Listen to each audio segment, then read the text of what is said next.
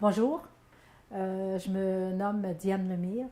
Je suis à la Maison d'Haïti depuis 2014, depuis le printemps 2014, à titre de bénévole pour accompagner l'enseignante dans sa classe d'alphabétisation-francisation. À l'automne 2015, j'ai décidé, de concert avec l'enseignante, de faire une classe d'introduction à l'ordinateur. Mais toujours dans l'optique possible d'expérimenter un nouveau projet technologique ou numérique en alphabétisation que l'on a débuté au mois de janvier. C'est intéressant parce qu'on est parti quand même avec les classes, avec la classe existante, avec laquelle je travaille depuis probablement quatrième saison aujourd'hui. Donc, c'est des gens qu'on a divisés en deux groupes parce qu'il reste que la classe en informatique comprend 9 ou 10 ordinateurs fonctionnels. Et comme il y a environ 28 apprenantes, c'était essentiel de prévoir deux groupes. Cependant, dans la pratique, ces apprenantes, on s'est organisé pour qu'elles soient en même temps dans la salle d'ordinateur, donc travailler deux par ordinateur pour qu'elles s'initient et se familiarisent avec l'ordinateur davantage. Même s'ils avaient été familiarisés à l'automne, il reste que c'est pas automatique les actions. J'étais la seule. Aujourd'hui, on a plusieurs bénévoles, donc ça permet vraiment d'avoir un accompagnement plus individuel pour que chacune des apprenantes se familiarise avec l'ordinateur. C'est quoi? C'est ouvrir l'ordinateur, c'est rentrer sur le réseau avec son nom d'utilisateur, son mot de passe. Par la suite, c'est rentrer sur la plateforme avec toujours son nom d'utilisateur et son mot de passe. Je peux dire que on refait aujourd'hui, après 6 semaines de cours, un test, dans le fond. Qui est capable vraiment d'être autonome pour passer chacune des étapes? Ils ont travaillé également sur la plateforme numérique. En fait, c'est ça qui est intéressant, c'est le fait que c'est interactif. Alors, on voit qu'ils commencent, que les apprenantes font des exercices interactifs et dans un premier temps, ne comprennent pas toujours les questions, mais dès qu'ils comprennent, ils peuvent continuer la série beaucoup plus facilement. Les apprenantes à la Maison d'Haïti, je peux dire que c'est intéressant comme composition. On a, la majorité, c'est des Haïtiennes qui sont arrivées ici il y a quelques années. Il y a également des gens de d'autres communautés culturelles. On a Vietnam, on a Bangladesh, on a latino-américain. Et il y en a deux. Alors, on peut dire que c'est intéressant dans le sens que ça permet de même voir des échanges entre les cultures, parce que quand on se retrouve l'une à côté de l'autre, on va essayer de s'entraider. Alors, la langue demeure quand même le français, alors ça force un peu les gens à parler le français. Quoi d'autre à ajouter? J'inviterais peut-être Tony à... Oui, par rapport aux apprenants, depuis le début de l'expérimentation, est-ce que tu as vu une progression par rapport aux apprentissages d'une part? Puis d'autre part, est-ce que les apprenantes ont augmenté leur confiance en soi, leur estime de soi, leur empowerment par rapport à leur capacité d'agir? Oui, je vois toujours Marguerite quand je fais faire un exercice, puis elle bloque un petit peu, puis là, j'y explique, puis elle va dire: Ah oui, j'avais pas compris. C'est comme si tout à coup, elle a compris. Elle a compris cet exercice-là, puis on peut dire que c'est assimilé, puis elle peut aller de l'avance. Il y a comme des personnes qui sont avancées à différents stades. au niveau de ce projet-là. Il y a des gens qui sont vraiment encore avec la familiarisation de la souris. On voit qu'ils ont de la difficulté à apporter le curseur à l'endroit où il faut pour écrire ou à utiliser d'autres modes pour se rendre où on veut. Il y a tous sont allés sur la plateforme. Tous ont travaillé sur la plateforme et on développe une approche où on sait exactement où on doit les situer dans la plateforme. Il y en a qui sont vraiment en alphabétisation de base. Alors, on part avec l'alphabet. Alors, souvent, ils vont identifier soit des mots pareils, ils vont essayer de trouver les syllabes dans le mot. Donc, il y a différents exercices et je pense que ça, c'est stimulant pour eux autres. Parce que quand ils ont passé à travers une série d'exercices, qu'ils vont vers une nouvelle série d'exercices, ils ont vraiment l'impression qu'ils apprennent quelque chose. Donc, ça, c'est un peu ce qu'on constate. Puis, il y a des gens, naturellement, qui sont plus à l'aise avec la partie plateforme. Je dois dire que ceux-là, ils naviguent. Ils se promènent dans la plateforme, ils découvrent la plateforme parce que il reste qu'il y a plusieurs chemins qui mènent à Rome dans cette plateforme-là. Et je pense que ceux-là qui sont plus avancés font ça. Il y en a un qui est super avancé, assez qu'on va finir par le prendre comme bénévole auprès des autres personnes. Donc, je peux dire que l'estime de soi, c'est sûr. C'est sûr que étant donné qu'il y a un accompagnement plus individuel, ils ont aussi l'impression qu'ils comprennent plus vite parce qu'on est avec eux pour faire le cheminement. Ils reprennent le cheminement, ils reprennent encore et ça finit comme un automatisme. Donc ça, c'est très stimulant pour les apprenants pour aller plus loin. Est-ce que tu crois que le défi de développer une technologie plurilingue dans plusieurs langues, pour que les apprenants puissent apprendre à lire, écrire, calculer, utiliser un ordinateur, utiliser Internet et un téléphone mobile en même temps, est-ce que tu crois que c'est une approche réaliste et efficace? Je dirais que c'est sûr que le but, c'est toujours de s'exprimer en français. Il y a la plateforme le permet avec certaines langues africaines. Oui. J'ai toujours tu vas couper de toute façon. J'ai toujours de la difficulté à ne pas regarder la personne. Pas tantôt, mais la dernière fois, j'avais fait à ça, Tony, juste à côté de moi pour éviter ça, justement. Mais là, en tout cas, c'est pas grave. Oui, tu peux aller t'en aller là parce que c'est un automatisme. Ouais. Puis surtout que moi, pour reprendre mes idées, il faut que je regarde la personne en... OK, je vais le voir à l'écran en plus. Donc, est-ce que c'est intéressant d'avoir une approche à partir de la langue maternelle? Je dirais que oui, parce que c'est plus facile de voir ce qu'ils comprennent et ne comprennent pas. Donc, on a une personne, par exemple, qui vient de Guinée et qui se sert du poulard pour regarder... pour faire les exercices en français. Puis c'est intéressant parce qu'elle suit les instructions en poulard aussi. Donc, ça peut être intéressant. Mais par contre, au niveau de la langue haïtienne, c'est pas à point. C'est sûr qu'il y a du travail, il faut le mettre sur la plateforme. Mais ça peut être intéressant parce que les gens parlent de leur langue maternelle, donc ils apprennent un peu comment la langue maternelle s'écrit et se comprend, et après, avec la traduction, peuvent mieux comprendre le français. Mais c'est plus parce que ça leur donne un sentiment d'appartenance ou de référence. Donc, ça aide aussi à l'estime de soi dans le sens qu'on dit « Hey, ma langue est là », parce que normalement, c'est les langues dominantes qui sont là. C'est le français, l'anglais, tout ça. Alors, de voir leur langue qui apparaît sur une plateforme, c'est très stimulant, je dirais, pour la personne.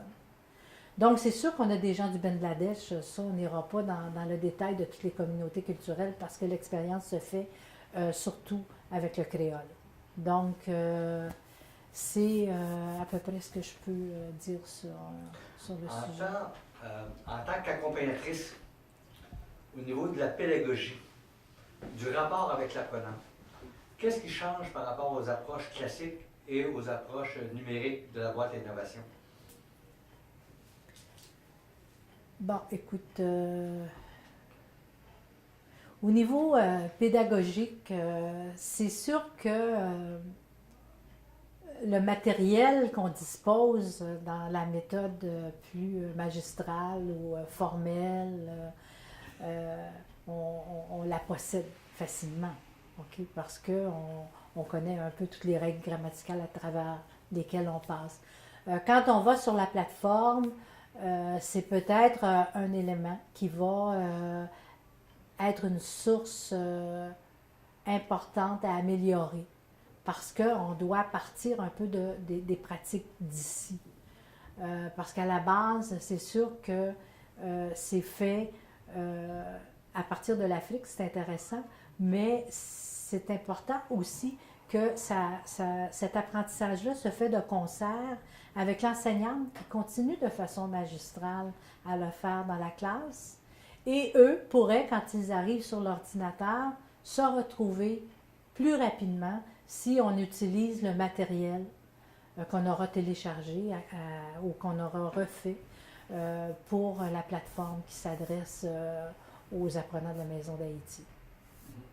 Est-ce que le fait d'utiliser des tableaux de bord, de faire des exercices et de voir les résultats en temps réel, comment interagissent les apprenants avec toute cette capacité de monitoring et d'évaluation de leur apprentissage en temps réel? Bien, je pense qu'ils s'aperçoivent qu'ils ont fait quelque chose. Parce que quand on va voir les résultats, bon, c'est sous forme de tarte. On voit par exemple le type d'exercice qu'ils ont fait, c'est identifié. On voit aussi le taux de réussite de chacun des exercices. Donc ça, c'est intéressant parce que ça leur permet de dire « wow », parce qu'à quelque part, quand ils ont compris les exercices, ils arrivent à avoir de bons résultats et ils peuvent le voir immédiatement sur le tableau de bord qui montre les résultats. Donc ça, je pense que c'est intéressant. Puis même en faisant les exercices, il y a toujours une appréciation. Bravo. Bon, là, j'ai compris. J'ai compris. Il y a toujours une réaction très, très, très... ils ont le sourire, ça les fait rire parce qu'il y a cette interaction-là. Puis surtout quand il y a un résultat où on dit « tu as 10 sur 10 ». Wow! Donc, ça, c'est intéressant parce que quand tu le fais au manuscrit, tu n'as pas nécessairement l'enseignant qui est tout de suite là pour te donner le résultat. Alors que là, ils peuvent le voir, ils sont plus autonomes pour voir leurs propres résultats. Est-ce que tu crois que les approches intégrées qui sont ludiques un peu, comme un jeu, les exercices sont comme un jeu, est-ce que tu penses que c'est durable et réplicable? Tu veux dire transférable? Transférable. Dans le sens de transférer. Répète ta question. Oui. Dans le cadre de la réalisation des exercices, est-ce que tu penses que les approches intégrées qu'on est en train de mettre en place avec les technologies, de pouvoir faire des exercices, de voir ces résultats en temps réel, est-ce que c'est réplicable? C'est-à-dire, est-ce que c'est transférable dans d'autres, auprès de d'autres communautés, d'autres langues? Est-ce que c'est pérenne aussi? Est-ce que c'est durable? Est-ce que c'est accessible à tous? Pardon? Est-ce que c'est accessible à tous? Accessible, oui, merci. En d'autres termes, l'accessibilité. Ben moi, je pense que la plateforme, on peut lui donner l'extension qu'on veut, mais je pense qu'il faut lui donner la qualité qu'on veut. Fait que moi, il y a comme deux éléments dans la plateforme. Je sais qu'on peut l'adapter à toutes les communautés culturelles, mais je considère qu'à la base, on doit travailler tout l'aspect didactique du projet. Si on veut une bonne intégration dans les autres cultures, il faut quand même que le but ultime, c'est la francisation. Donc, il faut que ça soit très bien alimenté, amélioré, ajouté. Alors, si on veut une valeur ajoutée, bien, il faut apporter la qualité à la plateforme. D'après toi, comment que les autorités de la Maison d'Haïti perçoivent cette expérimentation-là? Bien, je pense qu'ils sont très enthousiastes d'avoir une telle expérience pour la simple raison que ça fait partie du virage technologique que tout le monde veut bien, en tout cas, veut avoir accès, si on veut utiliser ce terme d'accessibilité. Et la Maison d'Haïti peut être, c'est sûr, un leader à ce niveau-là, parce qu'il y a beaucoup de flexibilité, dans le sens qu'on n'est pas dans un programme fermé, on est vraiment dans un programme ouvert où on peut expérimenter des choses. Donc, ça se fait probablement avec le groupe d'alphabétisation, mais on veut aussi aller chercher les autres intervenants à l'intérieur dans la Maison d'Haïti qui se trouvent à donner des services à la même clientèle finalement et qui peuvent être davantage complémentaires si on se sert de la plateforme. Alors, je ne sais pas si on s'adresse aux femmes, bien, il y a plein de programmes qui peuvent être travaillés sur la plateforme. Si on regarde la recherche d'emploi, c'est pareil. Donc, c'est pour ça que c'est infini. C'est un peu infini, cette plateforme-là, parce qu'on doit la nourrir. Et dans ce sens-là, oui, c'est pérenne, parce que c'est comme sans fin. Excepté que c'est sûr que la technologie avance rapidement. C'est une plateforme quand même qui a une base, qui est là. Il s'agit de voir avec les nouvelles technologies comment on finit par l'adapter ou la transférer, la rendre transférable justement avec les nouvelles technologies. C'est sûr qu'elle se fait ainsi, mais elle doit se poursuivre ainsi. Tu as un projet avec le Sénégal, oui. À Saint-Louis, Mm-hmm. donc au Sénégal, avec des apprenants sénégalais qui parlent probablement le Wolof dans la région oui. de Saint-Louis. Comment entrevois-tu cette possibilité d'utilisation de la plateforme de la boîte d'innovation au Sénégal? Bien, ce qui est arrivé quand j'étais au Sénégal, j'étais là à l'automne, du mois d'octobre au mois de décembre, pour faire un projet d'alphabétisation, mais qui dépassait aussi l'alphabétisation. Je travaillais avec l'aide aux devoirs, avec les répétiteurs, les enseignants, les parents, et je travaillais en alphabétisation, francisation avec les femmes, avec les jeunes. Avec les femmes, ça pouvait toucher aussi la condition des femmes. Donc, quand moi j'étais là, j'ai eu un contact avec la boîte à innovation.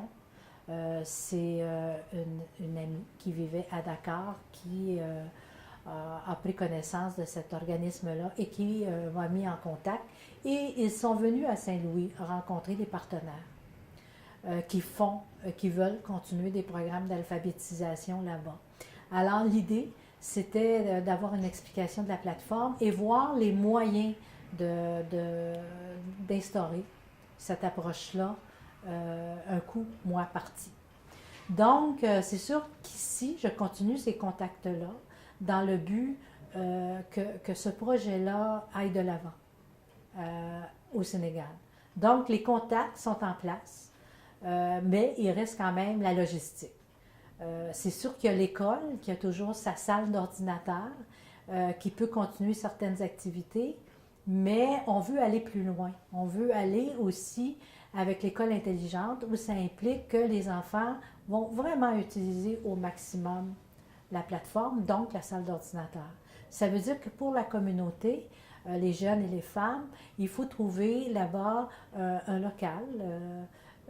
On va voir avec la mairie ce qui est possible et probablement toute l'installation technologique en conséquence, avec l'idée qu'il y aura des ordinateurs qui leur seront donnés. Donc, il y a des contacts qui se font dans ce sens-là. Et l'idée, c'est d'être en mesure de l'instaurer peut-être à partir de septembre 2016. Tu as parlé de l'aide aux devoirs avec les enfants. Comment tu envisages, comment tu considères la potentialité d'utilisation de la plateforme la boîte d'innovation avec les enfants? Ça, je peux dire que la façon dont moi j'ai travaillé pour l'aide aux devoirs, c'est que je regardais, je faisais de l'observation des répétiteurs. Les répétiteurs, c'est des personnes qui sont payées par les parents pour faire l'aide aux devoirs. Ce que j'ai fait moi c'est surtout une demande qui venait des parents de la communauté qui disaient, nous, on veut aider les enfants à l'aide aux devoirs. Comment vous pouvez nous aider à ce que nous, on s'implique à la maison?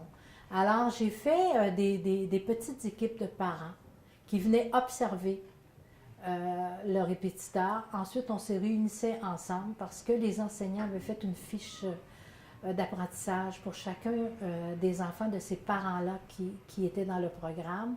Et le but, c'était de regarder comment accompagner cet enfant-là en particulier, selon les problèmes d'apprentissage qu'ils avaient. Puis c'est sûr que quand on parle des parents, bien, il y en a qui ne parlaient que Wolof. Il y en a qui avaient un degré d'instruction de l'école primaire seulement. Alors, il fallait changer notre approche. Et notre approche était beaucoup plus une approche de support à la maison. Parce que c'est sûr que le mode d'accompagnement des enfants, que ce soit les répétiteurs, les enseignants, c'est sur une base qui n'est pas nécessairement de négociation avec l'enfant par rapport à ce qu'il peut faire. C'est plus directif, c'est plus dur. Alors, on a travaillé beaucoup des approches beaucoup plus conciliantes avec les enfants et moins punitives, si on veut. Et ça, je pense que ça a été profitable à tout le monde parce qu'on a fait quand même des assemblées plus grandes avec les enseignants, les parents, les répétiteurs, pour discuter avec eux de l'approche. Fait que pour vous dire, le transfert à la plateforme, pour le moment, je ne peux pas m'avancer là-dessus. Est-ce que tu crois que les enfants pourraient utiliser la plateforme? Ah bien oui, pour faire des pratiques, absolument. Ça pourrait être intéressant, mais là, il faut penser que c'est pas évident. Parce que quand on regarde des classes, il y en a des fois 60 avec le répétiteur. Des fois, le répétiteur, il y a un assistant. Alors, même les conditions du répétiteur ne sont pas nécessairement idéales.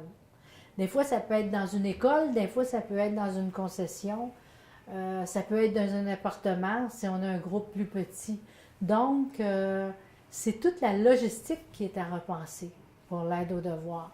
Alors, il faudrait que ça devienne quasiment comme un projet expérimental où on décide, par exemple, je ne sais pas moi, à chaque soir, parce que souvent les répétiteurs voient les enfants de 4 heures et 6 heures, que certains utilisent la salle, mais avec des exercices qui rencontrent leurs leçons et devoirs, par exemple. Dis-moi, pour le mot de la fin, comment tu entrevois l'avenir de l'implantation des technologies numériques éducatives via la plateforme alphamedia.org de la boîte d'innovation? Comment je vois l'avenir de l'implantation, que ce soit au Canada ou ailleurs?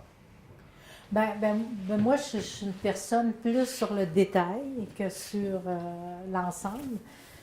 Et je peux dire que pour moi, ça représente beaucoup l'expérimentation que je fais à la Maison d'Haïti. Parce que c'est sûr qu'on va avoir à faire beaucoup d'améliorations pour notre approche. C'est-à-dire que si on reprend cette formule-là au mois de septembre, parce que c'est sûr qu'on va la reprendre, eh bien, là, ça va être vraiment d'ajouter du matériel qui est vraiment correspondant à l'enseignement qui se fait par Marie-André à la Maison d'Haïti.